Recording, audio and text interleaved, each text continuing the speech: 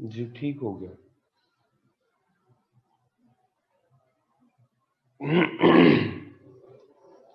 अच्छा जी, ये 6 हमने डिवीजन्स की थी और क्रस्ट आई थिंक हम कर रहे थे, उसका कंपैरिजन हम कर रहे थे।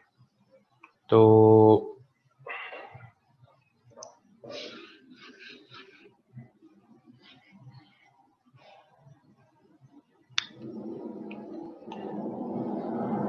हम कुछ इस तरह से कर रहे थे कि इधर हमने लिखा हुआ था कॉन्टिनेंटल, इधर हमने लिखा हुआ था ओशियानिक। कॉन्टिनेंटल क्रस्ट हमने डिस्कस किया था कि ये 20 to 70 किलोमीटर थिक है। हो गया था नूरुल हुदा? ओके, अगर ये हो गया था तो फिर आपको पता होगा कौन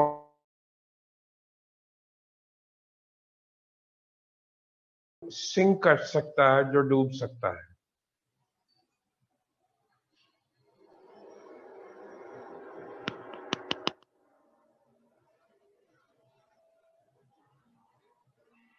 ओशियानिक, ओशियानिक एंड सिंक ना। ओके, ठीक हो गया जी। अच्छा, अब आ जाए अपर मांटल और दूसरी तरफ रख लें लोअर मांटल। थोड़ा चुना मुन्ना लिखूंगा, जगह कम है। अच्छा, अपर मांटल जो है इसकी थिकनेस है 670 किलोमीटर तक की जाती। ये भी हो गया है।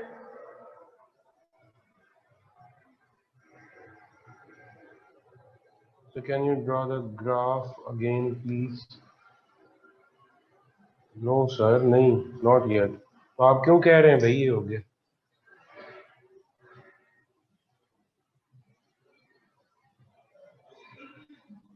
हाँ जी, नहीं हुआ तो चलें करें ना, मांटल को अब स्टार्ट करें।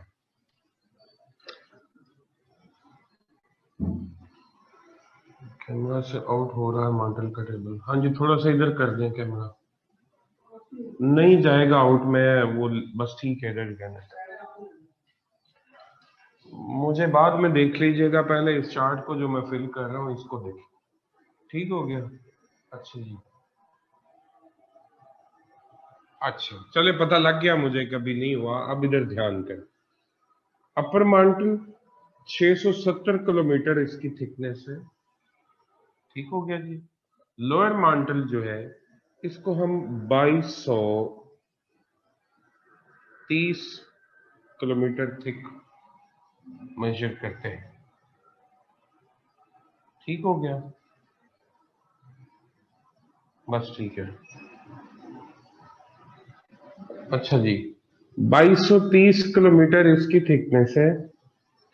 आ, और ये टोटल मिला के 2900 बनती है, 2900 किलोमीटर। एक बात, दूसरा फर्क, एक तो थिकनेस का फर्क है, दूसरा फर्क है स्टेट का। जो अपर मांटल है उसमें आपको सॉलिड मिलेगा एंड लिक्विड मिलेगा।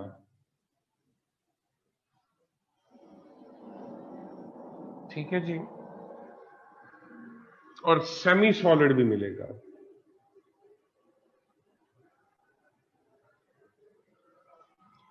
सॉलिड, लिक्विड, सेमी सॉलिड, तीनों स्टेट्स आपको मिलेंगी, जबकि लोअर मांटल के अंदर आपको सिर्फ सेमी सॉलिड मिलेगा।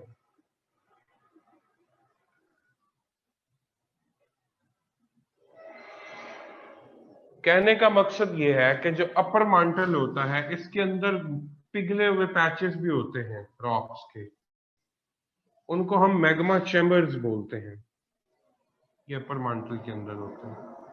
सारे का सारा अपर मांटल जो है वो मेल्ट नहीं हुआ होता, इनको हम मैग्मा चैम्बर्स भी कहते हैं।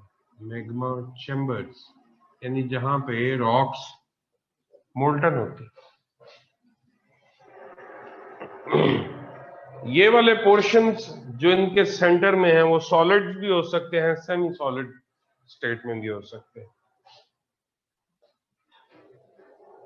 लेकिन लोअर मांटल सारे का सारा वो आपको सेमी सॉलिड में मिलेगा। दूसरा फर्क,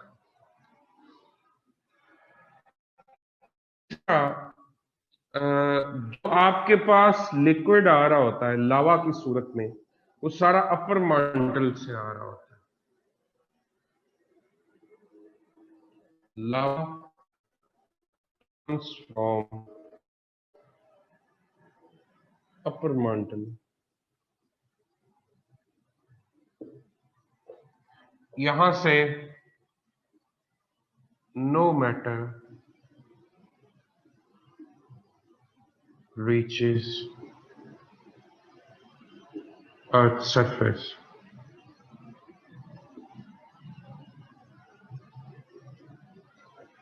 अर्थ की सरफेस तक कोई मैटर नहीं पहुंचता यहां से। कुछ कॉमन चीजें हैं इसकी कॉम्पोजिशन में, सिलिकॉन और मैग्नीशियम की अबंडेंस है। इसकी कॉम्पोजिशन में भी सिलिकॉन और मैग्नीशियम की अबंडेंस है।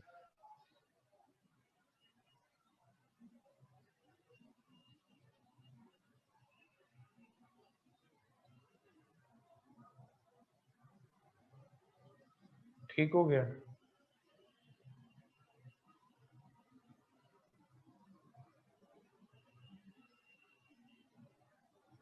लिख लिया है?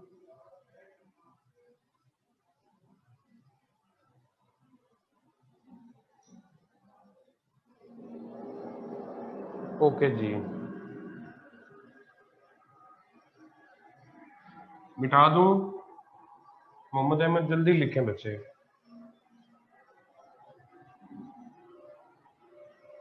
फरखंदा जबीन, विना इरफान, चलें जिनका है वो जल्दी करें भाई, सिग्नल दें उसके बाद यस और नो।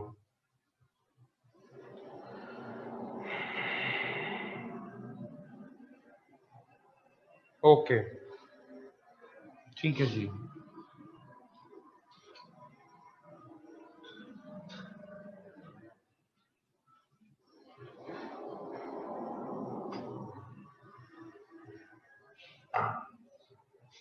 क्यों बेटा, कोई बिस्किट शिस्किट ले आओ यार। अच्छा जी, उसके बाद है आउटर लिक्विड कोर और फिर है inner solid core.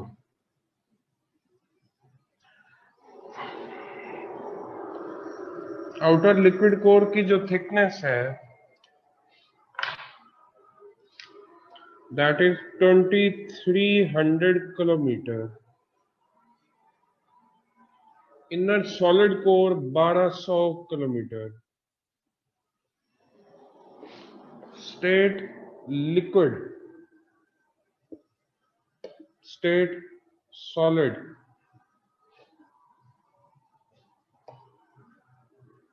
Outer liquid core जो है उसकी स्पिन है anti clockwise.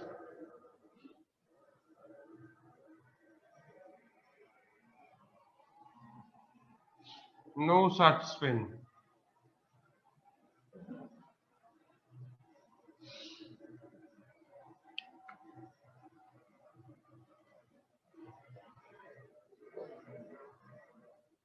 Outer liquid core cause है मैग्नेटिज्म का। यार मार्कर दें बच्चे, ये दोनों ही फारग हो गए।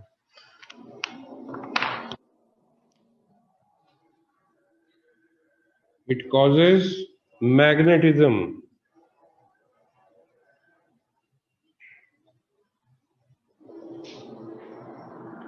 और ये it bears induced magnetism.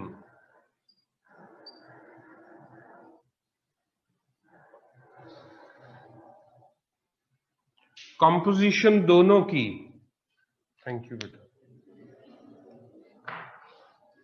Composition दोनों की निकल और आयरन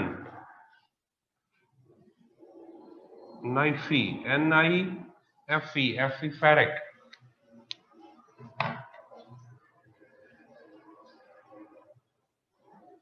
दूसरी सॉलिड है, दैट इज नॉट रोटेटिंग। ये लिक्विड पोर्शन है, इट हैज स्पिन। ठीक है जी।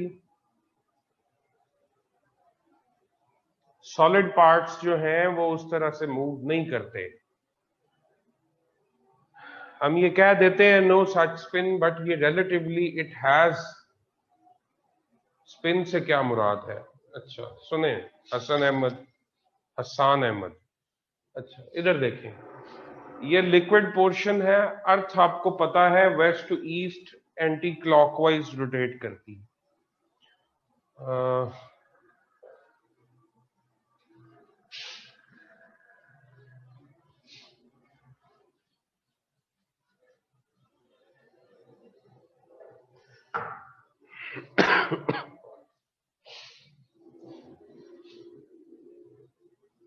Inner core, outer core. Outer core सारा मोल्टन मटेरियल है। जब अर्थ स्पिन करती है तो इसके अंदर जो फ्लूइड्स हैं यानी कि मोल्टन मटेरियल्स हैं, ठीक है, वो भी उसके साथ मूव कर सकते हैं। Solids, sir we can explain in the sense that due to its rigidity it's harder for it to spin. जी बिल्कुल दुरुस्त बात। ये लिक्विड पोर्शन अर्थ की स्पिन की वजह से एंटी क्लॉकवाइज, चूंकि अर्थ रोटेट करती है, ये भी एंटी क्लॉकवाइज स्पिन करती है, अंदर रोटेट करती है। थैंक यू बेटा। ये बिल्कुल स्टैटिक नहीं होती, रिलेटिवली मूव करती है, लेकिन इसको मोस्टली लिटरेचर के अंदर आप यही देखेंगे कि इसकी स्पिन नहीं है। ठीक है जी। But it has little motion, negligible है बट इट मूव्स। इसकी स्पीड की निस्बत ये मतलब किसी कंटिन्यूस मोशन का ये शिकार नहीं। ये स्पिन करती है और इसकी स्पिन की वजह से सुने होता क्या है, इसके अंदर है निकल और आयरन दोनों, यानी कि ये अलॉयज हैं यानी मेटल है। जी जी बिल्कुल, फेरिक आयरन को बोलते हैं, जायदा फारूक, NIFE। जी बिल्कुल।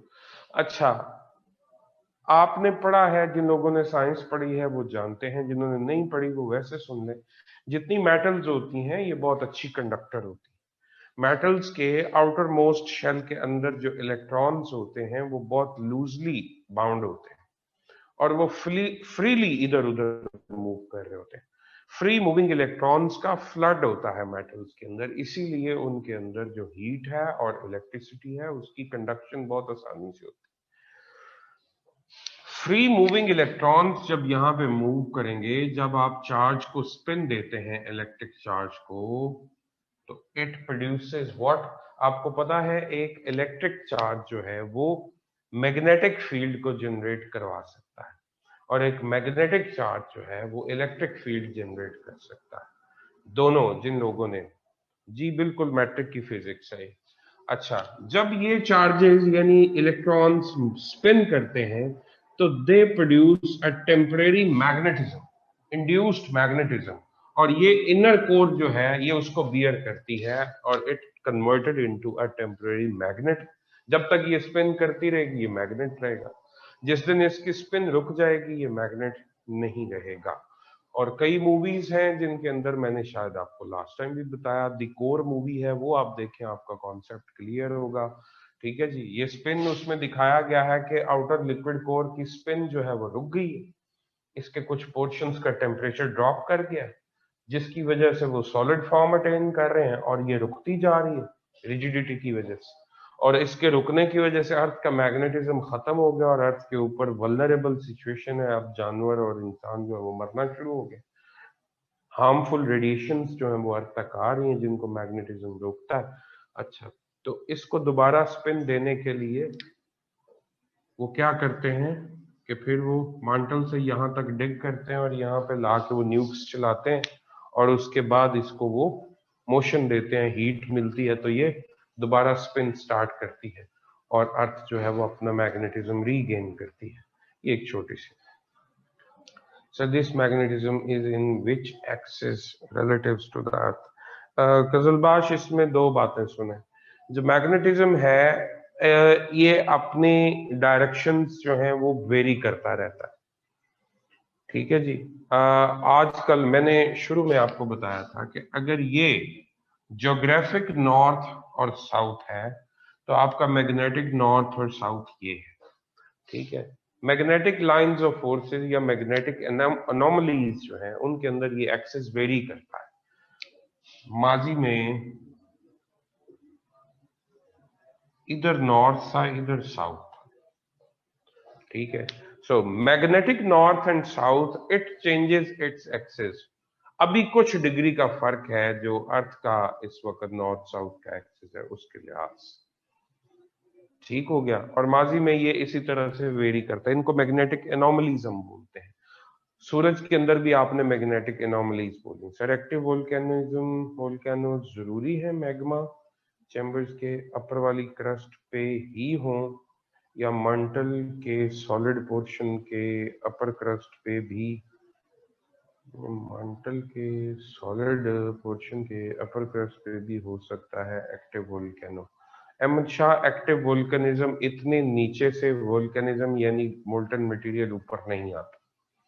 ठीक है जी। आपके पास जितना भी मटेरियल वोल्केनोस के थ्रू लावास के थ्रू ऊपर आ रहा होता है वो अपर मांटल की स्टेट से ही आ रहा होता है। हमारे पास उससे नीचे is caused only due to the outer liquid core movement. जी कजलबाश। अच्छा, तो हमारे पास लोअर मांटल या कोर से कोई मटेरियल सैंपल की सूरत में वोल्केनोस के थ्रू बाहर नहीं आ रहा। Is it okay? वो डेप्थ ज्यादा होती है और वहां पे ये प्रॉब्लम होती है। अंडरस्टूड?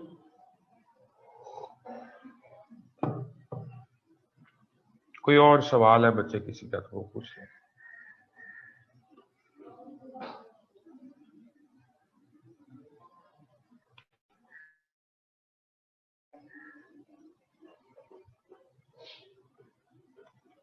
लोअर मांटल की थिकनेस है 2230।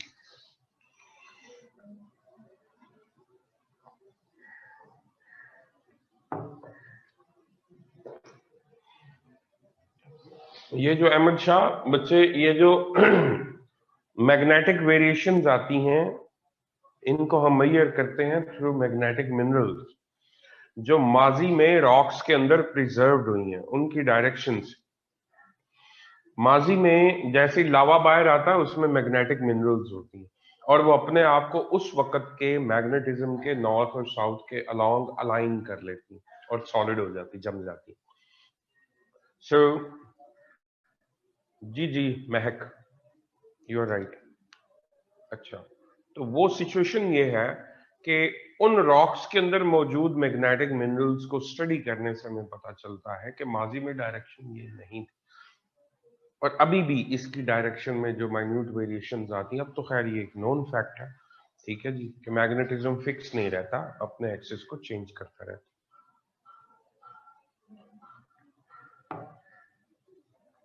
अच्छा, एक चीज और सुन लीजिए।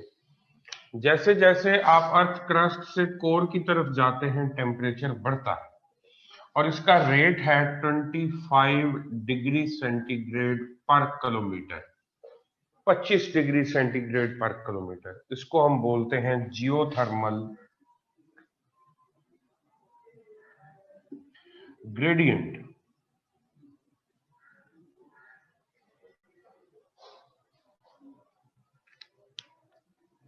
जियोथर्मल ग्रेडियंट यानी अर्थ का हीट का ग्रेडियंट जैसे जैसे आप फॉरवर्ड मूव करते हैं तो इसका टेम्परेचर इंक्रीज करता है। वो 25 डिग्री सेंटीग्रेड हर किलोमीटर के बाद बढ़ जाता है। ठीक हो गया?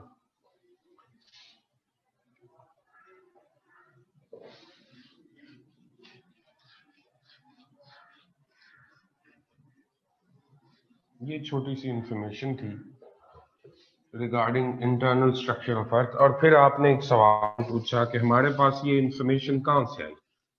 हमारे पास सैंपल नहीं है, हमने अर्थ को अंदर जाके देखा है क्या या क्या किया? What is the source of information? कौन सी चीज है जो आपको ये सारे का सारा स्कैन दे रही है?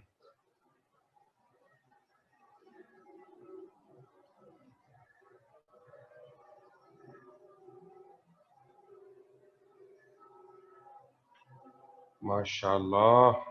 मुस्तफा कह रहा है टेलीस्कोप, यानी अर्थ क्रस्ट के ऊपर हमको टेलीस्कोप लेके बैठे हुए हैं जो कोर तक देखती है। क्या कहने sir? Temperature rises as we move from crust crust. जी जी सारा सुलेमान, बिल्कुल। मोहम्मद अवैस शायद कह रहे हैं सैटेलाइट, यानी सैटेलाइट के थ्रू हमें पता चलता है कि कोर कैसी है। क्या कहने?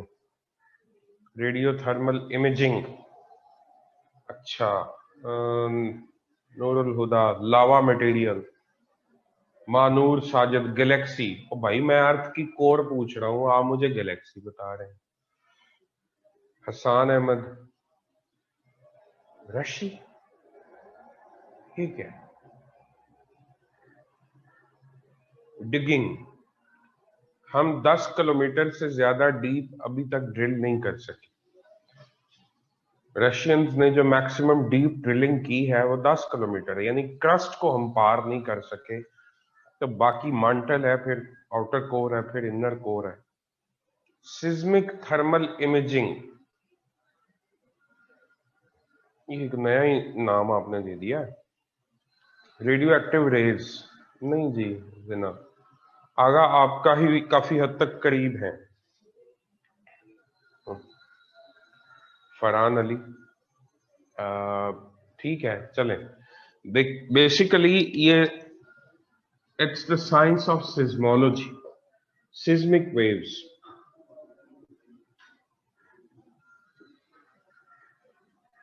तो थर्मल इमेजिंग नहीं होती उसके बच्चे, सिज्मिक वेव्स होती हैं जिनको हम यूज करते हैं अर्थ को सारा स्कैन करने के लिए। इसकी सिज्मिक वेव्स वो वेव्स हैं जो अर्थक्वेक से प्रोड्यूस होती हैं। सिज्मिक वेव्स पूरी अर्थ को क्रॉस करती हैं और जगह जगह पे आगे हमने लगाए हुए हैं सिज्मोग्राफ रिसीवर, लाहौर में भी पड़ा हुआ। ये वो are not for earthquake sir? जी जी बिल्कुल, अर्थक्वेक से ही प्रोड्यूस हो रही है, उसी से है। जब अर्थक्वेक आता है तो उसकी जो वेव्स प्रोड्यूस होती है उनको सिस्मिक वेव्स बोलते हैं। ठीक हो गया जी। तो ये वेव्स पूरी अर्थ का स्कैन देती है और उससे आपको पता चलता है कि किधर लिक्विड पोर्शन है, किधर सॉलिड पोर्शन है, और ये क्या सिचुएशन। Is it okay? अगर कोई आपसे पूछ ही ले कि अर्थ के इंटीरियर की स्टडी किस बेस पे आप करते हैं, तो आप बताने के काबिल हो कि बेसिकली सिस्मिक वेव्स हैं जो अर्थ के इंटरनल स्ट्रक्चर की इंफॉर्मेशन देती हैं।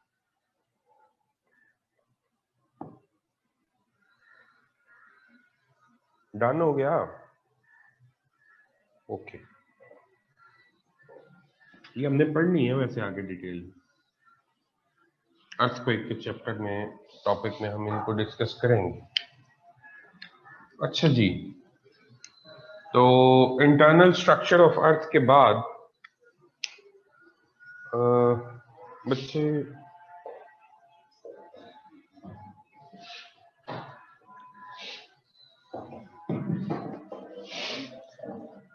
इट्स ओके, थोड़ा सा कैमरा नीचे कर दें, मैंने इनको ना कुछ बातें सुनानी है।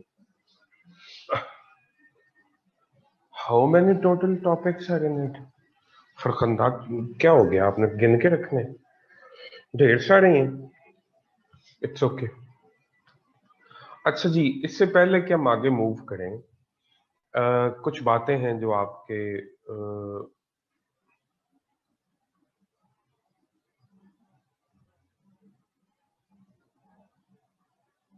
Sir these seismic waves are what kinds of waves? ये बच्चे ट्रांसवर्स भी होती हैं, लॉन्गिट्यूडनल भी होती हैं, दो डिफरेंट नेचर्स इनकी होती हैं। And where do they lie on the electromagnetic spectrum? ठीक है जी। मुसीबत ये है कि ये उस स्पेक्ट्रम में हम इनको डील नहीं करते।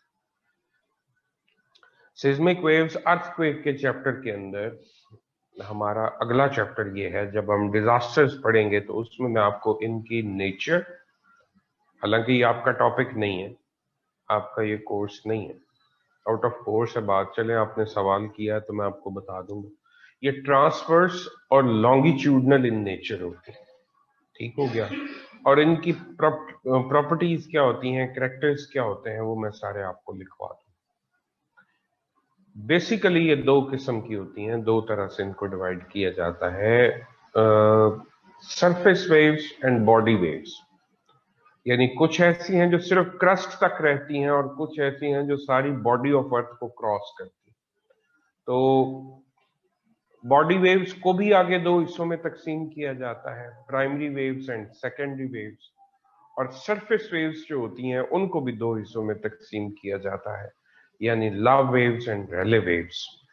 ठीक है। अब इनकी आगे नेचर्स हैं, इनके मिक्सचर्स हैं, वो उससे आपके अर्थक्वेक की इंटेंसिटी डिसाइड होती है कि वो किस तरह से डेवस्टेटिंग होगा। Is it okay?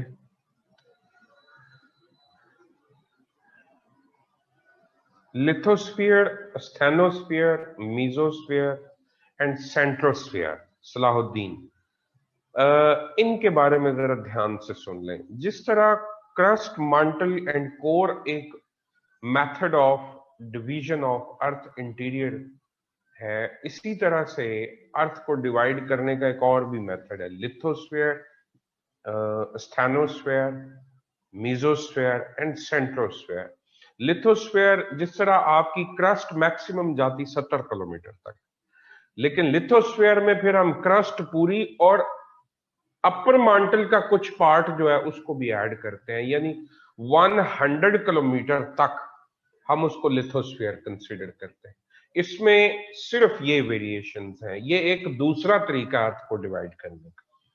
100 किलोमीटर तक लिथोस्फीयर है, ठीक है जी, और उसको मोस्टली लिथोस्फीयर बोल देते हैं, या बेसिकली आप जब लिथोस्फीयर कहते हैं तो आप क्रस्ट की और अपर मांटल के जो 30 किलोमीटर है उनकी बात कर रहे होते हैं। ठीक हो गया। एक बात तो ये ध्यान में रखें। उसके बाद 100 से नीचे 700 तक, ठीक है जी, 690 टू 700 किलोमीटर आपका चल रहा होता है स्थैनोस्फीयर। ठीक हो गया, यानी पूरा अपर मांटल यहाँ पे। फिर मांटल सारा जो है उसको आप बोलते हैं मीजोस्फीयर। 700 से नीचे आप चलते जाए 2900 तक। फिर आगे जो आपका 2900 से लेकर 6400 तक, ये रेडियस पूरा 6400 बनता है। ठीक है जी। तो अगले जो कोर है सारे की सारी, उसको फिर आप सेंट्रोस्फीयर कहते हैं। ये एक दूसरा तरीका है अर्थ को डिवाइड करने का। Anam Salahuddin, is it okay?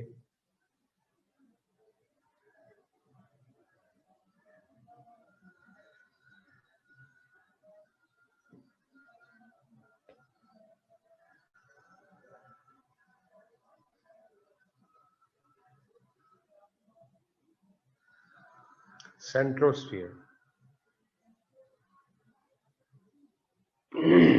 सारा सुन। लिथोस्फीयर के बाद कौन सी बताई आपने सर? स्थैनोस्फीयर, ASTHENO, स्थैनोस्फीयर।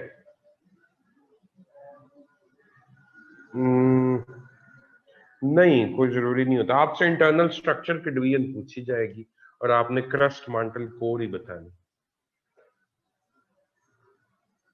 मीजोस्फीयर 700 से लेके 2900 किलोमीटर तक जाएगी। ओके हो गया? इफ इट्स क्लियर तो फिर एक स्टोरी सुनानी मैंने आपको।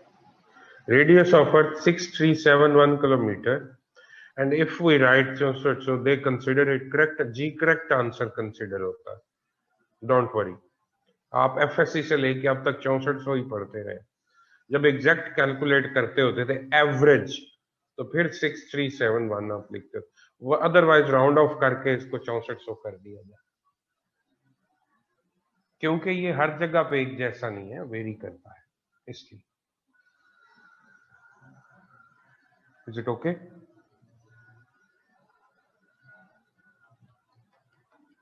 फरुख जेब, स्टोरी सुनेंगे। अच्छा, एक साइंस की स्टोरी है, छोटी सी स्टोरी। कुछ यूं है कि शुरू शुरू में लोग ये समझते थे कि जो अर्थ है ये स्टैटिक है, ये रुकी हुई है, साकिन है, और बाकी सूरज और बाकी जो हेवनली बॉडीज है, नहीं लिखने की जरूरत नहीं है इसको, अभी सुने मैसेज। तो बाकी जो हेवनली बॉडीज हैं वो अर्थ स्टैटिक है, तो बाकी सारी बॉडीज इसके गिर्द रिवॉल्व करती हैं। With the passage of time पता चला कि अर्थ स्टैटिक नहीं है। सूरज को फिर हमने स्टैटिक समझना शुरू कर दिया, और हमने ये समझा कि अर्थ उसके गिर्द रिवॉल्व करती है। फिर आहिस्ता आहिस्ता हमें ये अंडरस्टैंडिंग मिली कि सूरज भी स्टैटिक नहीं है, तो वो भी एक मोशन में है, ठीक है जी, लेकिन रिलेटिव टू अर्थ वो तकरीबन फिक्स रहता है, ठीक है जी। लेकिन अर्थ जिस तरह चांद जमीन के साथ नथी हुआ, जिधर जिधर जमीन जाती है उधर उधर चांद जाता है, इसी तरह प्लैनेट्स सूरज के साथ बाउंड हुए हैं, और सूरज भी स्टैटिक नहीं है, ये गैलेक्सी के सेंटर के साथ बाउंड है, और ये उसके गिर्द रिवॉल्व करता रहता है। अच्छा खैर, इसको तो छोड़ दें। इसी तरह से जमीन के बारे में हमारे कुछ ख्यालात थे। हम ये समझते थे, जैसे माजी में मिथ्स आपने देखी कि अर्थ जो है ये मूव नहीं करती, अर्थ स्टैटिक है, और इसको किसी बैल ने उठाया हुआ, हिंदू मैथोलॉजी, इसको किसी बैल ने उठाया हुआ है, और जब उसका एक सींग थक जाता है तो वो दूसरे पे कन्वर्ट करता है इसको, तो जनाब उससे जलजले आते हैं, बचपन से सुन रहे हैं। किसी ने हरकुलिस की बात सुनी होगी, किसी ने इसकी सुनी होगी, ठीक है जी, और ये सारा काम आपने सुना होगा। लेकिन आहिस्ता आहिस्ता साइंटिस्ट जो है उन्होंने इसके ऊपर काम शुरू किया, तो मुख्तलिफ साइंटिस्ट जो है उन्होंने इसके ऊपर जो है वो अपनी रिसर्च जो है वो पब्लिश करना शुरू की। तो बात ये सामने आना शुरू हुई कि अर्थ की जो क्रस्ट है ये स्टेबल नहीं, अर्थ क्रस्ट मूव करती है। मैंने आपको शुरू में भी, आप मुझसे कोर के बारे में पूछ रहे थे, तो मैंने आपको ये बोला था कि आप ये नहीं कहते कि वो कोई मोशन में है, लेकिन बिल्कुल साकिन भी नहीं। इसी तरह से क्रस्ट जो है आपकी, दैट इज नॉट स्टैटिक, वो बिल्कुल रुकी हुई नहीं है, और वो मूव करती है।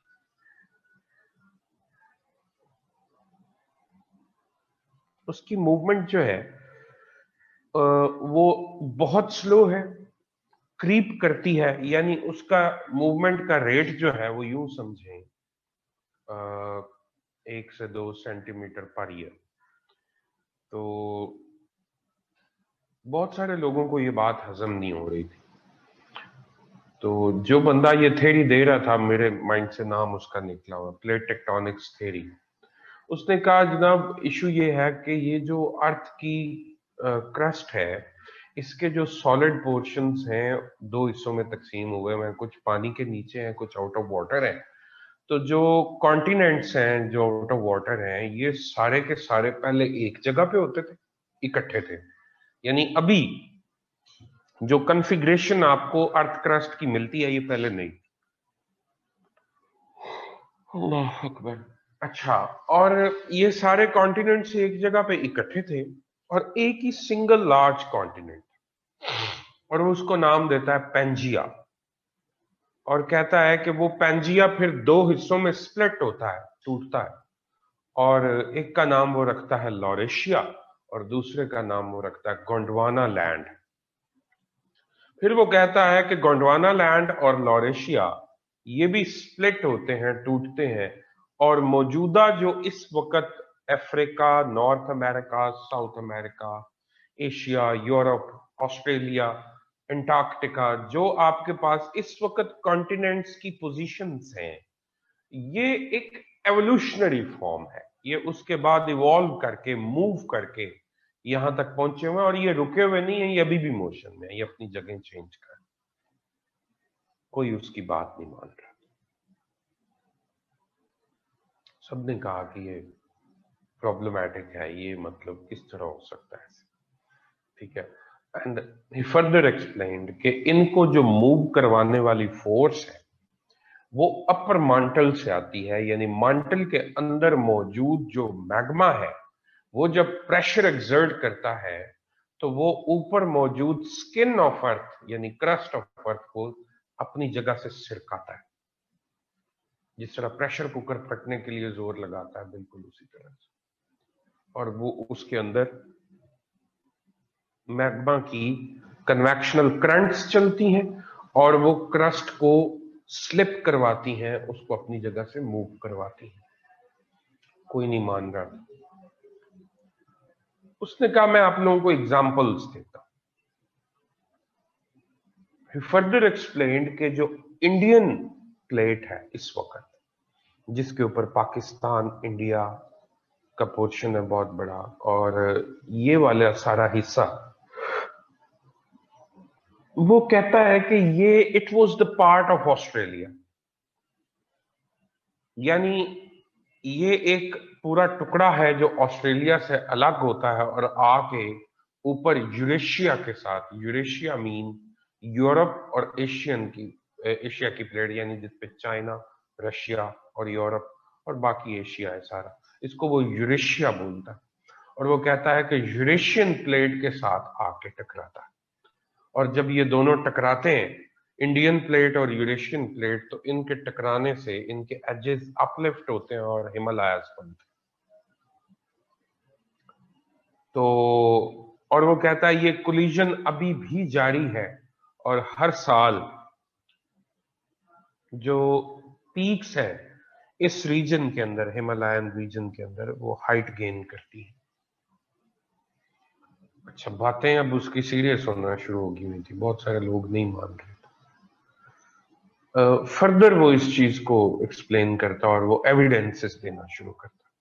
वो कहता है पहली बात तो ये है कि इंडियन प्लेट के एजेस के ऊपर जो रॉक्स हैं, ऑस्ट्रेलियन प्लेट की एजेस के ऊपर जो रॉक्स हैं वो सेम।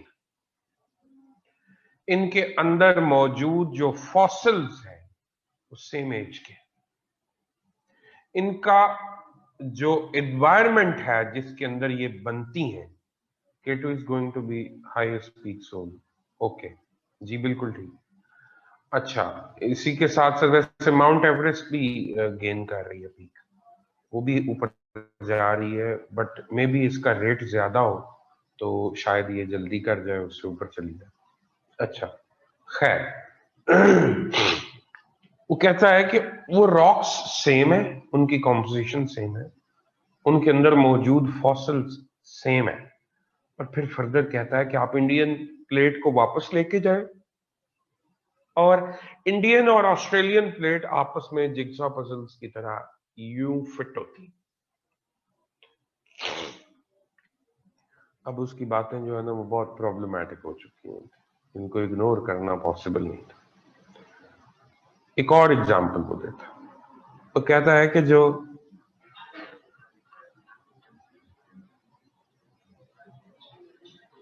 नहीं, ये पड़ी हुई है। अच्छा, एक मिनट बचे, एक मिनट, मुझे एक मिनट दीजिए।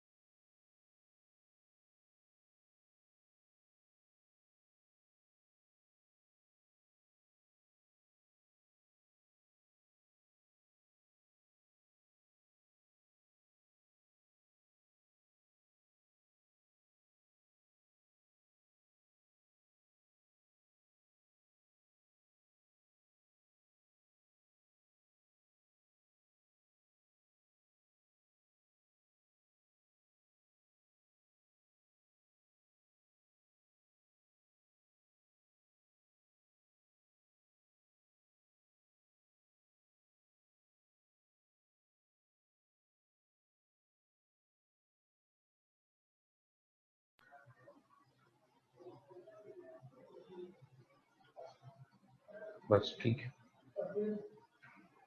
कर दिया अनम्यूट। अच्छा जी,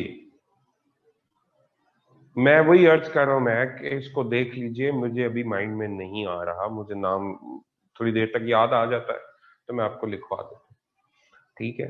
ना आया तो आप इसको चेक कर लीजिए। अच्छा, वो अगली एक और एग्जाम्पल देता, बस ठीक है बेटा, फिक्स है। एक और एग्जाम्पल देता है और वो कहता है कि जो सऊदी अरेबिया है या अरेबियन पेनिनसुला है, Oman, Yemen, Saudi Arabia, UAE, ये सारे का the biggest peninsula in the world, ये सेपरेट होता है अफ्रीका से। और जब ये अलहदा होता है तो इसके सेंटर में रेड सी बना हुआ है। अच्छा, वो कहता है कि ये सऊदी अरेबिया अफ्रीका से अलहदा हुआ और रेड सी दिन ब दिन वाइड होता जा रहा है, खुलता जा रहा है। एक और एग्जाम्पल वो देता है, वो कहता है कि जो अफ्रीका है दैट इज स्प्लिटिंग अपार्ट, और वो आप इथोपिया से लेके साउथ अफ्रीका तक नीचे पूरी दरार है जो डेवलप हो चुकी है, ठीक है जी।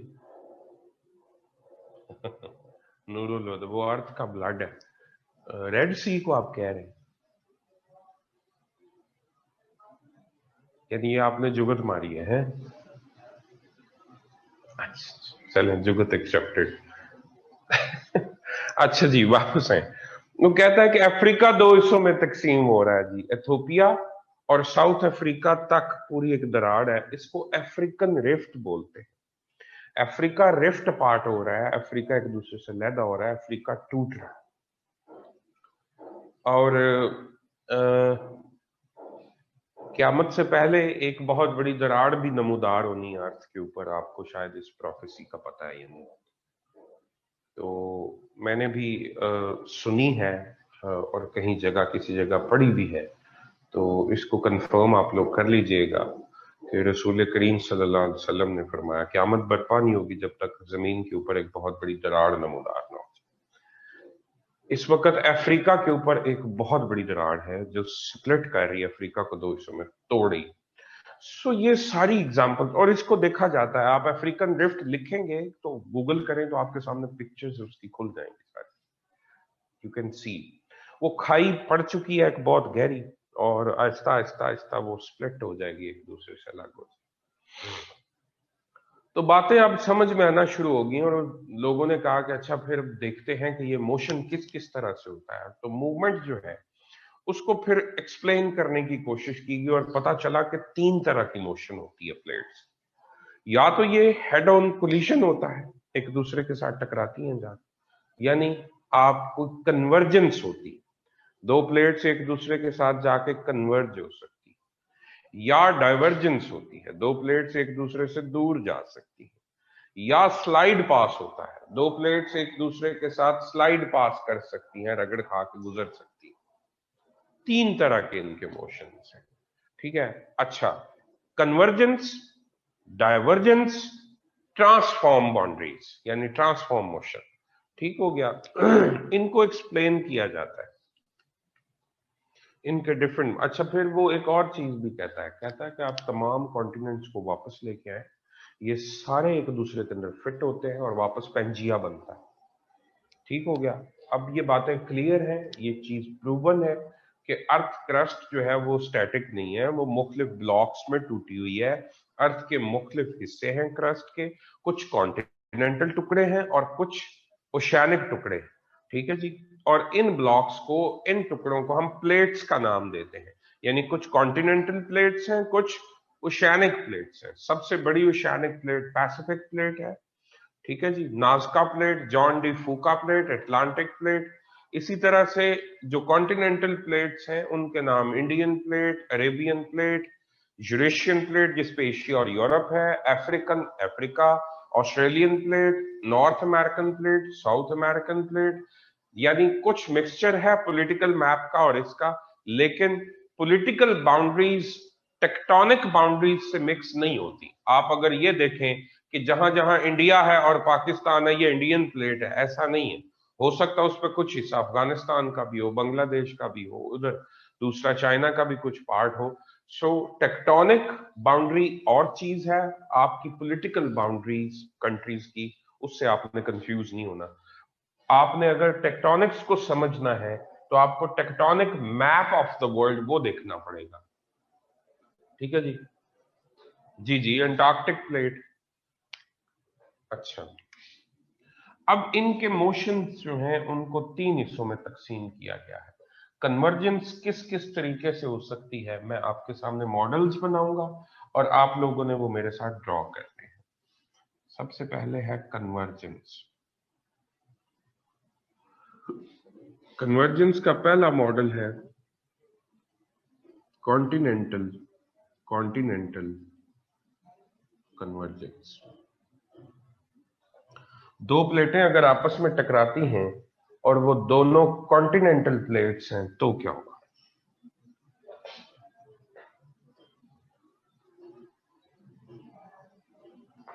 ये इधर जा रही है, ये इधर जा रही है, और इसके ऊपर जो फोर्स लग रही है नीचे से वो इस तरफ है, और इसके ऊपर फोर्स जो है वो इस तरफ है। जब ये दोनों प्लेट्स एक दूसरे के साथ टकराएंगी तो मैंने शुरू में आपको बताया था कि कॉन्टिनेंटल प्लेट्स जो होती हैं ये लेस डेंस होती हैं, हमेशा फ्लोट करती हैं, ये सिंक कभी नहीं करती। सो जब ये सिंक नहीं करेंगी, आपस में टकराएंगी, तो इनके एजेस जो है वो अपलिफ्ट होना शुरू हो जाएंगे। तो इनके एजेस अपलिफ्ट होंगे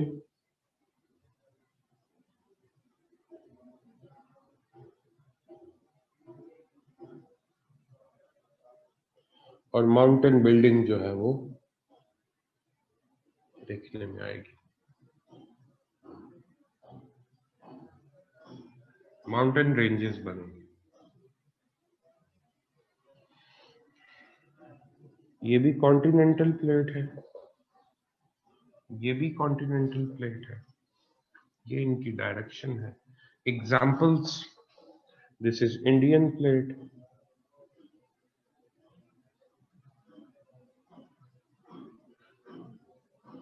जो ऑस्ट्रेलिया से अलहदा होकर ऊपर आई थी, and this is Eurasian plate.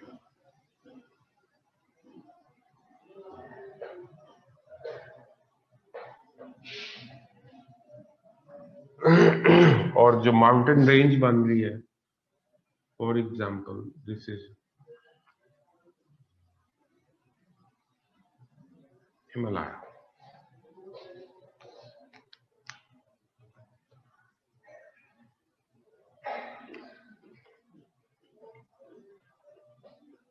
Draw करें और बताएं।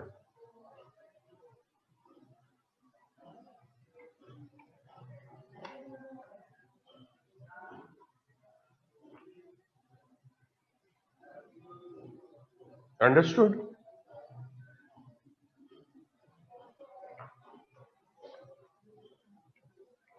कोई सवाल? जी, सर्कल एरो बिलो जो है ये कन्वेक्शनल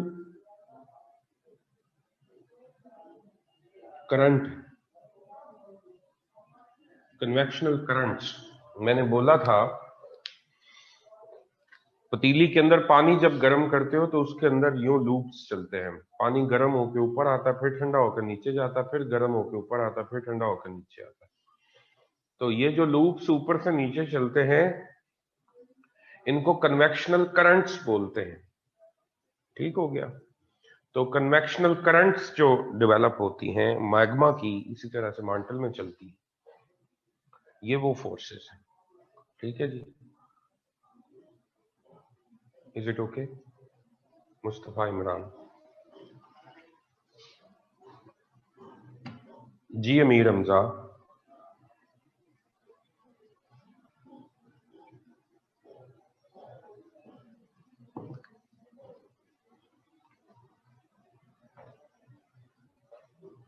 बना लिया, उड़ा दूं?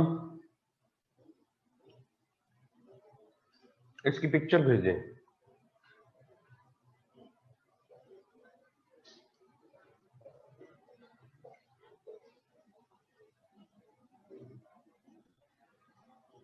फरहान अली, मैं 1 मिनट दे, मैं आपको ये पिक्चर ले देने एक्सप्लेन करता हूँ।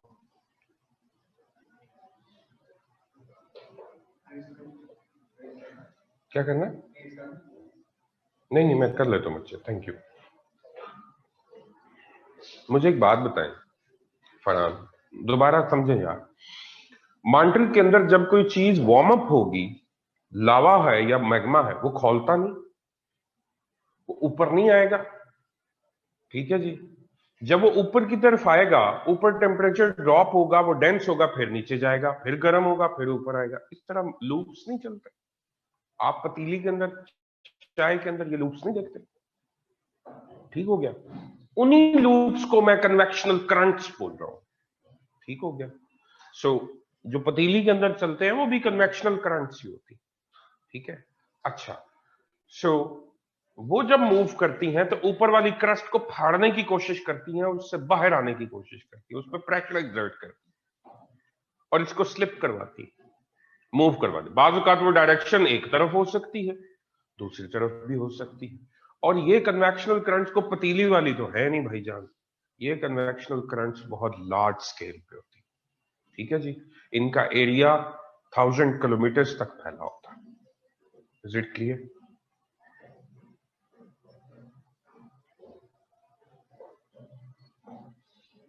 बट क्या?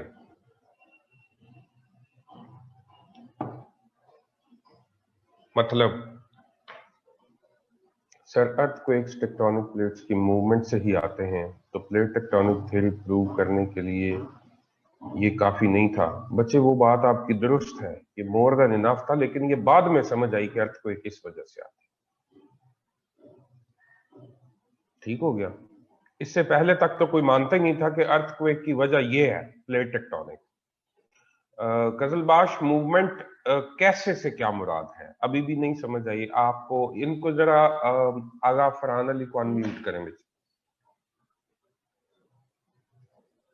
जिन लोगों को भी कंफ्यूजन है बच्चे, वो पूछ लें। अस्सलाम वालेकुम सर। जी वालेकुम सलाम बेटा, कैसे हो आप? सर ठीक है? ठीक ठाक सर, आप सुनाए खैरियत से? आपको मेरी आवाज़ क्लियर आ रही है सर? जी जी, अल्हम्दुलिल्लाह, बिल्कुल सर ठीक। ये मुझे ग्रेट सर। सर इस तरह से है कि मुझे अब ये यहाँ तक तो समझ आ गई कि वो जो आपने वो पतीली वाली एनालॉजी दी थी वो तो मुझे समझ आ गई, उससे कन्वेक्शन करंट क्रिएट हो जाता है कि लावा क्रस्ट को बर्स्ट करने की कोशिश कर रहा होता है, लेकिन ठीक। इसकी मूवमेंट वर्टिकल सेंस में नहीं होगी, या ये सर्कुलर किस तरह से वो हो जाता है, अगर मतलब अगर ऊपर ओके हो राइज गया, करके बर्स्ट करने जा रहा? जी ओके हो गया, ठीक हो गया। आप जो कहना चाह रहे हैं वो ये कह रहे हैं, ध्यान से सुने जी। उनका सवाल ये है कि अगर नीचे से कन्वेक्शनल करंट आती है, नीचे से कन्वेक्शनल करंट आ रही हो और आपका ढक्कन पड़ा हो ऊपर, तो जरूरी नहीं है। पहली कोशिश तो ये होगी, अगर स्टीम है तो जिस तरफ भी उसको डायरेक्शन मिलेगी, जिस तरफ भी वो स्लिप हो सकता है, उस तरफ वो मूव जरूर करेगा। एक बात तो ये ज़हन में रखें, अगर इतनी फोर्स हो कि ये इस क्रस्ट को उड़ा दे, तो ये उड़ा देगा, वर्टिकली उड़ा देगा। इतनी फोर्स नहीं है। इतनी फोर्स जरूर है कि वो उसको जो भी लूज एंड है, जिस तरफ भी वो मूव कर सकती है, जिस तरफ भी उसको स्पेस मिलती है, उधर वो मूव करवाए। और कई दफा कन्वेक्शनल करंट्स तो कंटिन्यूसली नीचे है, लेकिन फोर्स नहीं लगती। फोर्स लगती है, मूवमेंट नहीं होती। ठीक है? साल साल, 2-2 साल तक 1 मिलीमीटर तक मूवमेंट नहीं होती। दोबारा समझे, कन्वेक्शनल करंट्स यूं चलती। ठीक है? किसी भी चीज के अंदर यूं लूप्स चलते। डायरेक्शन ये हो सकती है, डायरेक्शन ये भी हो सकती है। ठीक हो गया। अगर किसी स्पेसिफिक रीजन में इस तरफ से फोर्स लग रही है और इधर कोई लूज एंड है, इस तरफ वो स्लिप कर सकती है, फोर्स वो लगेगी। अच्छा, अब ये फोर्स जरूरी नहीं सिर्फ वर्टिकली अप्लाई हो रही हो। जब ये रोटेट करेगी convectional current, it can apply force vertically as well as horizontally. ठीक है? और उसको जिस तरफ भी लूज एंड मिलेगा, वहां से वो उसको मूव करवाएगी। और अगर ये क्रैक हो जाए तो क्या होता है? फौरन से ये सारा मटेरियल जिधर उसको इजी एक्सेस मिलेगी बच्चे, वो वहां से इमीडिएटली बाहर आके और यहां पे लावा फ्लो शुरू कर दे। ठीक हो गया। अगर ये लावा फ्लोज नहीं होते सपोज, और ये क्रस्ट सारे की सारी मूव नहीं करती, और लावा कहीं से फ्लो बाहर नहीं करता और फिक्स रहती है, और इंटरनली अर्थ की रेडियो एक्टिविटी इसको अंदर से उसी तरह से गर्म रखती है, तो अर्थ फट जाएगी। ये कैथार्सिस है। वोल्केनिज्म।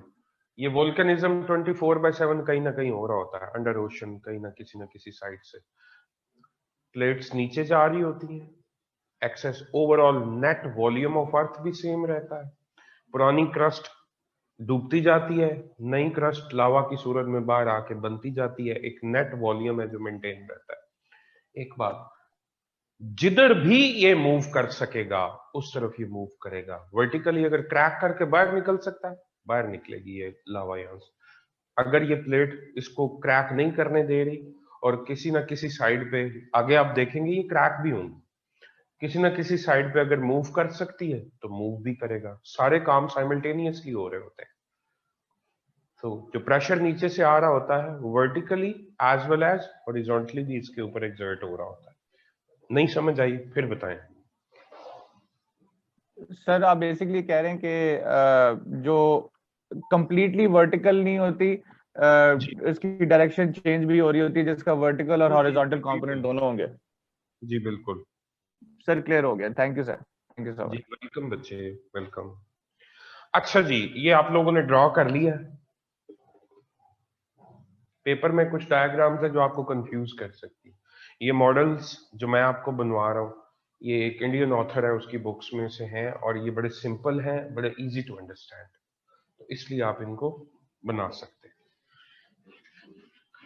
अच्छा, अब आगे देखिएगा, बहुत सारे आपके सवाल जो आप लोगों ने किए हैं वो आगे क्लियर होते जाएंगे।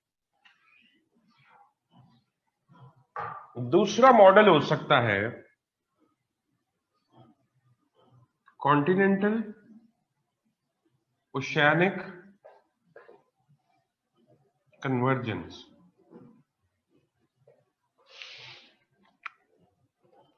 नाउ द क्वेश्चन इज, एक प्लेट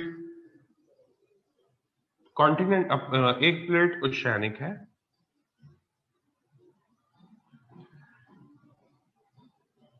ये मैं फोर्स की डायरेक्शन आपको बता रहा हूं, इधर फोर्स लग रही है, इस तरफ मूव कर रही है, और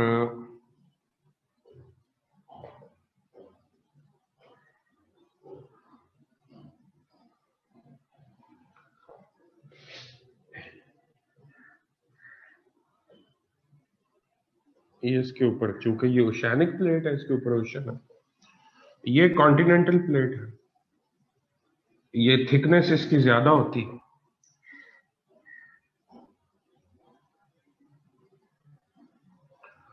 डायरेक्शन ये है, ये ओशियानिक प्लेट है, वो कॉन्टिनेंटल प्लेट है, ये इस तरफ ये उस तरफ, दोनों जब जाएंगी तो क्या होगा।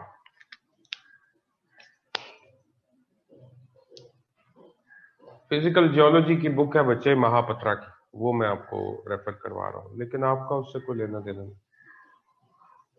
अच्छा जी, तो एक तरफ ओशियानिक प्लेट है, दूसरी तरफ कॉन्टिनेंटल प्लेट है। जब ये दोनों आपस में आएंगी, आप मुझे बताएं कि अब क्या होगा, कौन सी प्लेट है, कोई माउंटेन्स बनेंगे, क्या चीज होगी। Continental will split into parts, मतलब कॉन्टिनेंटल टूट जाएगी। क्यों?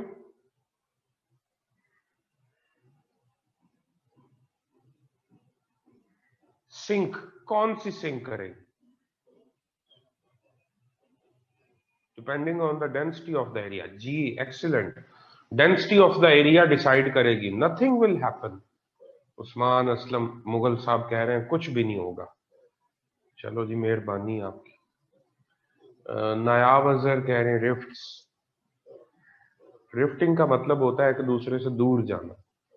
वाटर लेयर्स जनरेट होच, अच्छा जी, trenches will be formed. Continental नीचे जाएगी, कॉन्टिनेंटल नीचे जाएगी, महक खुदा का खौफ करें। कॉन्टिनेंटल नीचे जाएगी कि ओशियानिक नीचे जाएगी? Continental will sink. मैंने ये शुरू में आपको बताया था कि ये आपने याद कर लेना है कि कॉन्टिनेंटल प्लेट लेस डेंस होती है, कभी नहीं डूबती, इसकी डेंसिटी बहुत कम होती है, थिकनेस बेशक ज्यादा है, डेंसिटी कम है। Oceanic, okay. Is it clear? अब होता क्या है कि इट विल गो डाउनवर्ड, जैसे ही इसके ऊपर कॉन्टिनेंटल का प्रेशर आएगा ये आहिस्ता आहिस्ता नीचे जाना शुरू करेगा। और नीचे क्या है? मांटल।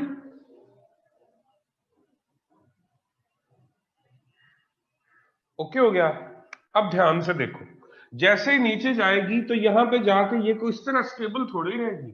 मांटल में तो टेम्परेचर बहुत ज्यादा है, तो ये आहिस्ता आहिस्ता मेल्ट होना शुरू हो जाएगी। जैसे ही इसकी मेल्टिंग शुरू हो जाएगी तो क्या होगा, इधर तो बहुत बड़ा लिक्विड पोर्शन का एक नया चैम्बर जनरेट हो जाएगा।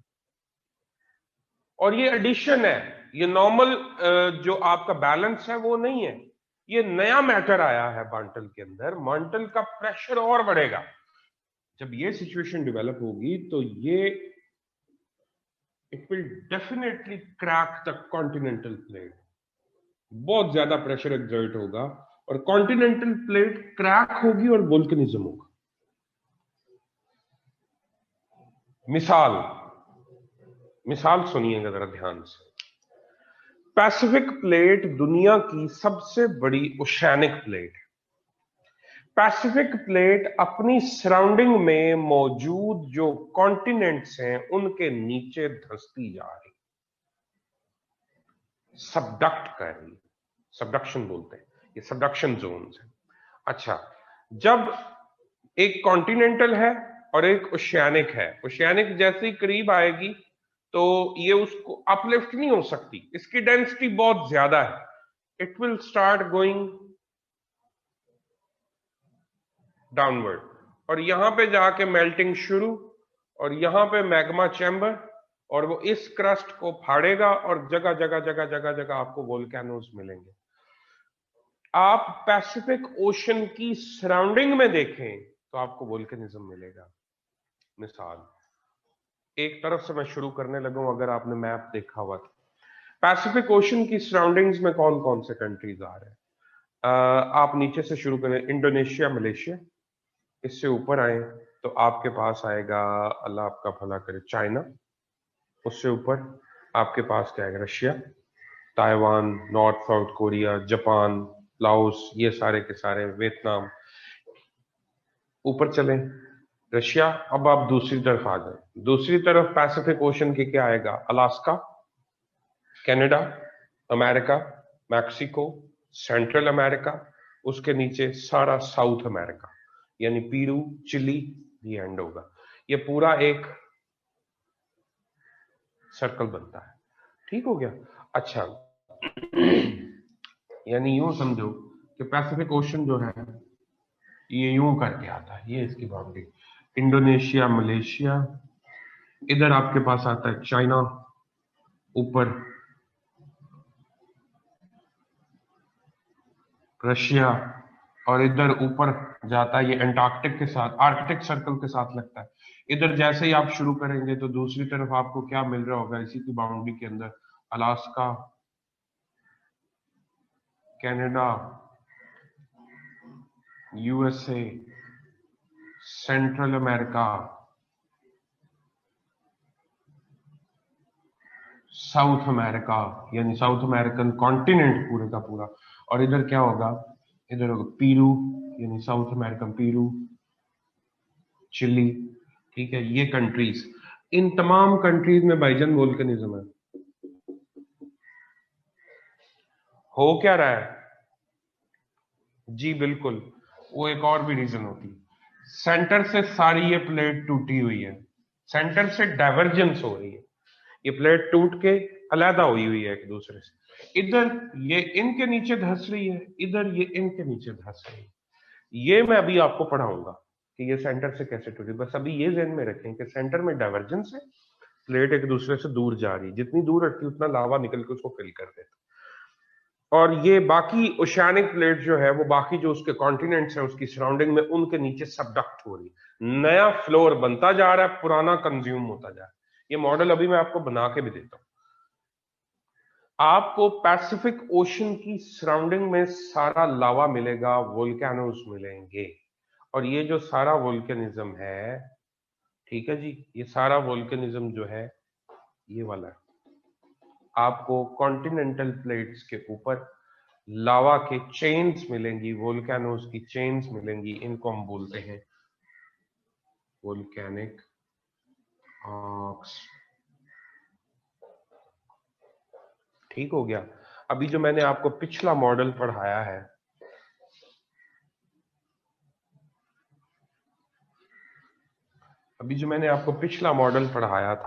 उसके अंदर दो प्लेटें जब कॉन्टिनेंटल से टकराई थी तो डायग्नोस्टिक फीचर था माउंटेन रेंज।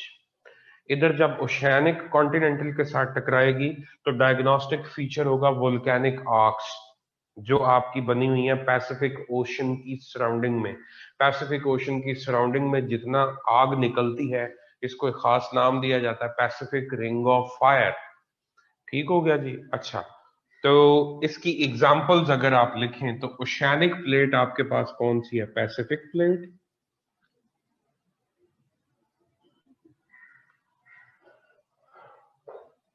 और इधर कॉन्टिनेंटल प्लेट आपके पास कौन सी है? कॉन्टिनेंटल प्लेट्स कोई भी आप दे सकते हैं, पैसिफिक की सराउंडिंग में जितनी है, यूरेशियन इसके नीचे भी जा रही है, नॉर्थ एंड साउथ अमेरिकन इनके नीचे भी जा रही है।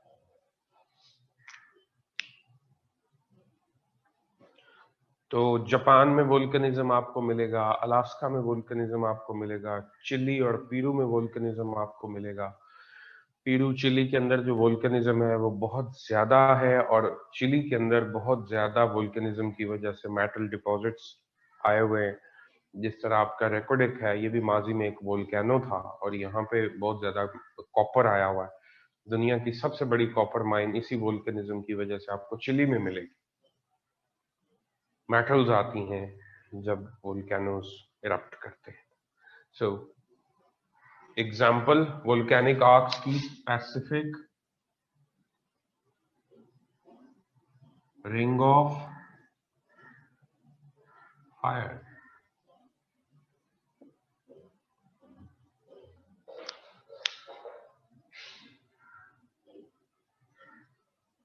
नहीं नहीं, वो अलग है इससे, वो इस चक्कर में नहीं आते।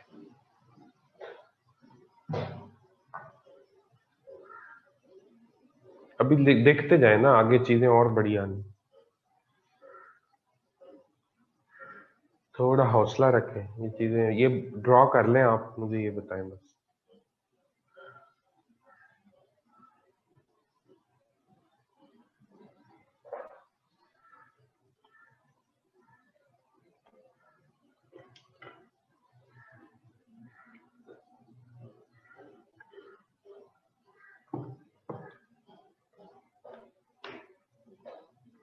Pacific ring of fire,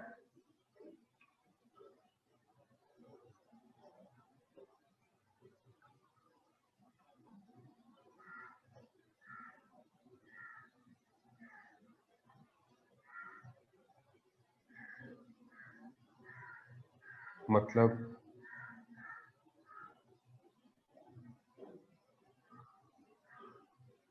Pacific ring of fire वैसे ओवरऑल पैसिफिक ओशन की सराउंडिंग को कहते हैं, जो वोल्केनिज्म है उसके ऊपर उनको कहते हैं।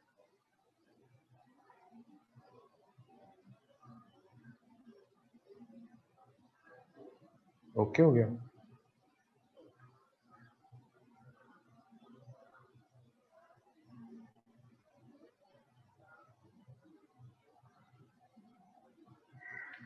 बना लिया।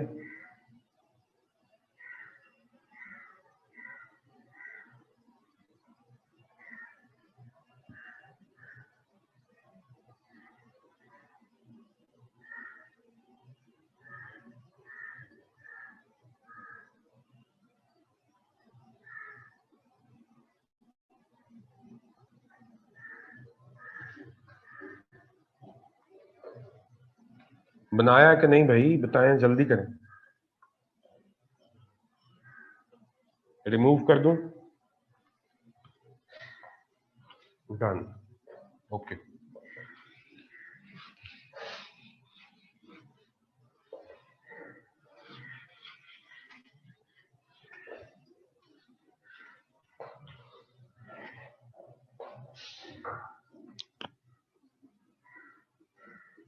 तीसरी एग्जांपल है, अगर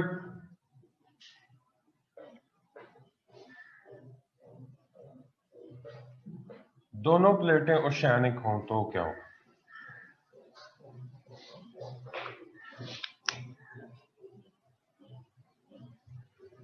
ठीक हो गया।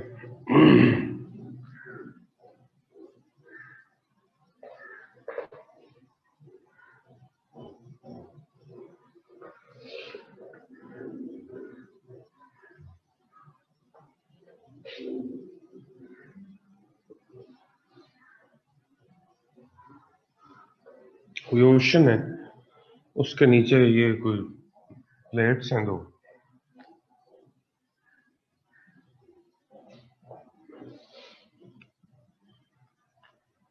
ये भी ओशियानिक प्लेट है, ये भी ओशियानिक है।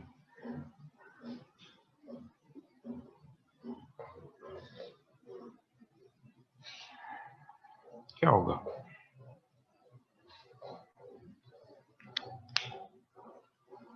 शाबाश।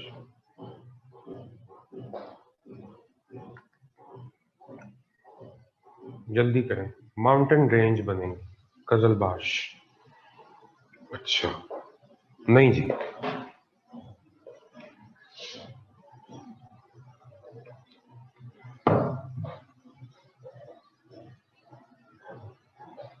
सिंक इन, शजीहा नकवी, दोनों नीचे डूब जाएंगे। रीफ्स न, दोनों मिक्स हो जाएंगी। Sir will one subduct to difference जी, मर्ज, आपस में मिक्स हो जाएंगे। वाह, amongst the two it will keep rotating। अल्लाह, उस्मान असलम को हल्की फुल्की तूती छोड़ा करो यार, बड़ी दूर की सोचती है तुम।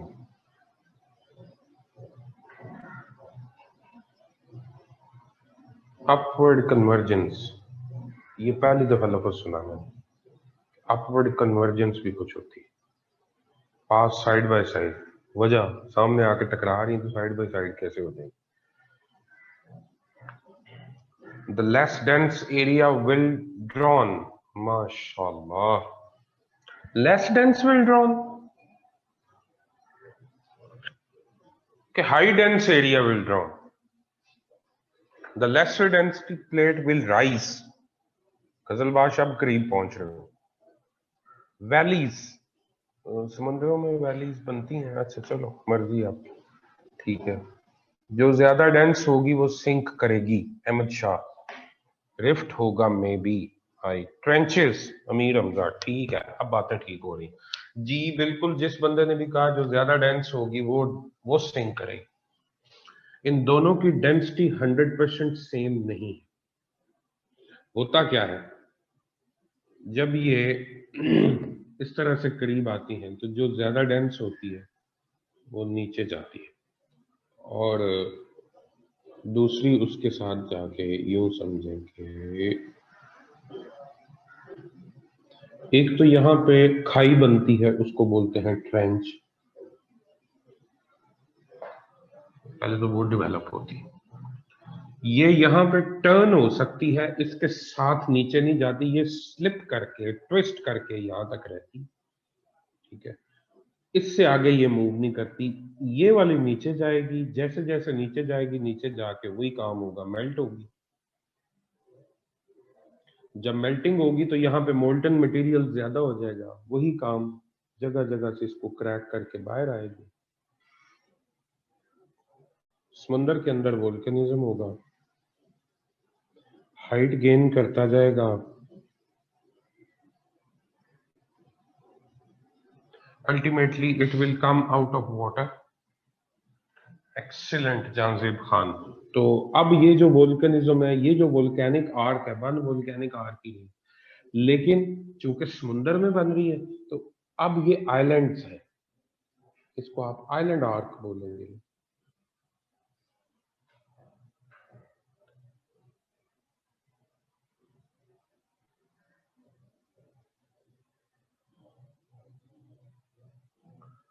ठीक हो गया।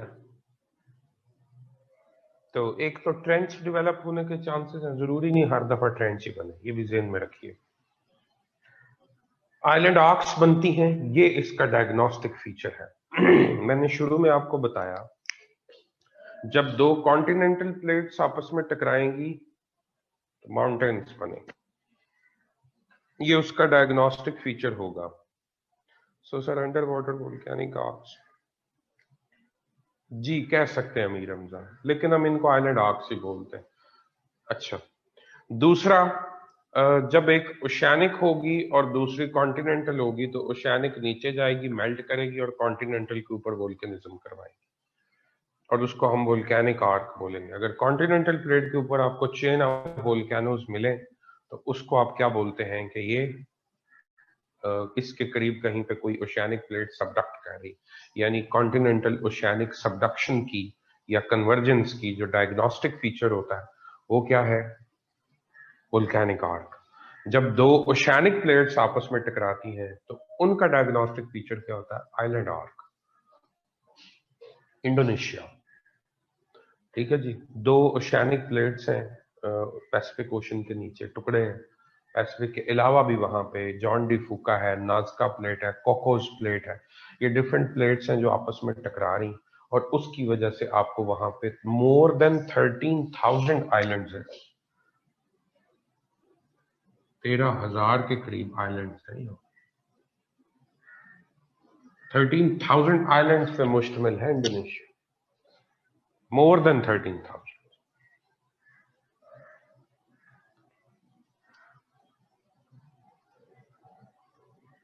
Is it okay?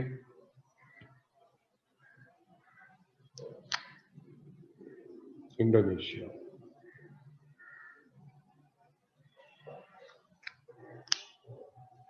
Perfect.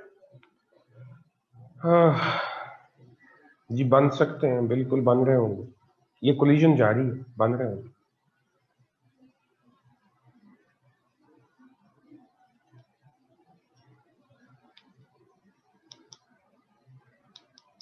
Done, बना लिया। If new islands are being made, then how can all continents fit into one another as per previous theory? जनाब वो उनके मार्जिन्स फिट होते हैं, ठीक है जी, पूरी को पूरी प्लेट चपाती की तरह आपस में नहीं जुड़नी, उसके मार्जिन्स हमने देखने हैं, वो फिट होते हैं। मार्जिन्स चेंज नहीं हो रहे, वो मोर और लेस सेम है, लेकिन अब काफी हद तक आपकी बात दुरुस्त है। जो आपकी ओशियानिक प्लेट्स हैं सबडक्शन की वजह से उनकी बहुत सारी वेरिएशंस आ चुकी होंगी। मैंने आपको जिग्सा पजल्स की तरह जोड़ने की बात की थी कॉन्टिनेंटल प्लेट्स की। जी बिल्कुल sir, Pakistan is part of which plate and which plates does it neighbourhood? Pakistan Indian plate का पार्ट है, इसकी नेबरहुड में यूरेशियन प्लेट है, अरेबियन प्लेट है, ठीक है जी। So this indicates there can be more natural island on the surface of sea. जी हो सकते हैं बिल्कुल। For this convergence, Mahak, China Sea Island, all islands result नहीं, तमाम के तमाम आइलैंड्स को इसी रिजल्ट से नहीं बनते। आइलैंड फॉर्मेशन का ये एक मेथड है, रीफ कलेक्शन भी मेथड होता है, रीफ से भी बनता है, जरूरी नहीं हर आइलैंड के ऊपर वोल्केनिज्म ही हो। कुछ आइलैंड्स प्लेट टेक्टोनिक्स की वजह से टुकड़े अपलिफ्ट हो जाते हैं और वो आउट ऑफ वाटर आ जाते हैं, वो भी आइलैंड्स बन जाते हैं। सो ये जो प्लेट टेक्टोनिक्स का आप पार्ट पढ़ रहे हैं, आपकी इतला के लिए अर्ज है, ये 5 to 10% है। बाकी डिटेल्स इसकी कई मॉडल्स हैं, यानी कई मॉडल्स से मुराद कई टोपोग्राफिकल फीचर्स ये जनरेट करता है। आप सिर्फ मोटे मोटे इमेजेस उसके जो बनते हैं, मोट मोट चीजें जो है वो स्टडी कर रहे हैं। सर बुक के रिलेटेड क्वेश्चन का दोबारा बता दें, मेरा इंटरनेट इशू आ गया था, so I didn't get it. Which book? Sir natural disasters भी पार्ट है कोर्स का? जी बिल्कुल पार्ट है, लाइक सुनामी की रीजंस वगैरह। जी जी अहमद शाह, बिल्कुल अगला चैप्टर ही वो है हमारा। So is the book of Mia Shafiq and your lecture notes enough for GSS supplementary resources will be necessary? Enough है, कोई जरूरत नहीं कहीं और जाने की। जो ज्यादा डेंस होगी वो नीचे की तरफ जाएगी। जी बिल्कुल, अभी आप वहीं फंसे हुए। जी हाँ, ठीक हो गया। अब मैं इससे अगला मॉडल नहीं छेड़ा, आगे हमने मॉडल अब शुरू करने हैं डाइवर्जेंस के। वो 2 मॉडल हैं, 15 मिनट का हमारा और काम रह गया। कन्वर्जेंस के 3, oceanic oceanic, oceanic continental, continental continental, ये 3 तरह की मूवमेंट्स हो सकती हैं। तो नेक्स्ट लेक्चर में मैं आप लोगों के साथ जो डिस्कस करूंगा वो ओशियानिक प्लेट टूट के एक दूसरे से अलग कैसे होती है और कॉन्टिनेंटल प्लेट टूट के एक दूसरे से अलग कैसे होती है, तो ये बातें करूंगा। और तीसरी बात ये आपको बताऊंगा, 2 प्लेट्स एक दूसरे के साथ स्लाइड पास कैसे करती हैं। 2 प्लेट्स पे करंट्स डायरेक्शन अगर ऑपोजिट हो तो रिफ्ट आता है। जी बिल्कुल, एक्सीलेंट, रिफ्ट आता है। अगर ऑपोजिट फोर्सेस लगेंगी तो रिफ्टिंग हो जाएगी, वो टूट जाएंगी। Continental plates convergence irrespective of density, mean two से if there is density different mountains still form. जी बिल्कुल, क्योंकि उन दोनों की डेंसिटी इतनी कम है कि वो दोनों में से कोई भी सबमर्ज नहीं करेगी। तो उनके जो है वो जो एजेस हैं, फ्रंटल एजेस जो आपस में टकरा रहे होते हैं बच्चे, वो अपलिफ्ट कर जाते हैं हैदराबाद से।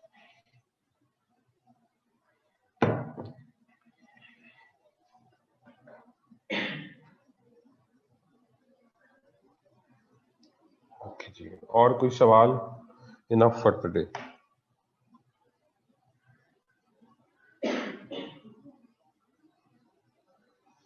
इस अगर टॉपिक की आपकी बेस बन गई तो आप इसकी बेस पे अर्थक्वेक, वोल्केनिज्म, सुनामी, एवलांच और अल्लाह आपका भला करे, ये कुछ 4-5 टॉपिक हैं जो इसकी बेस पे आप करें। जीएस से जनरल साइंस ही सही समझ आ रहा है, क्यों बाकी सब्जेक्ट्स क्यों नहीं आ रहे? एवरीथिंग।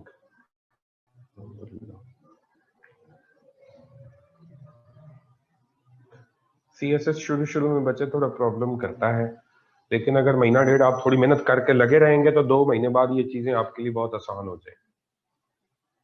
ठीक है, बिल्कुल भी आपने पैनिक नहीं होना और ना ही हिम्मत छोड़नी।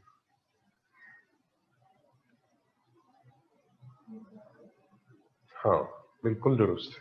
चलें जी, खुश रहें, अल्लाह ब्लेस यू, इजाजत दें, फी अमान अल्लाह। वेलकम जी।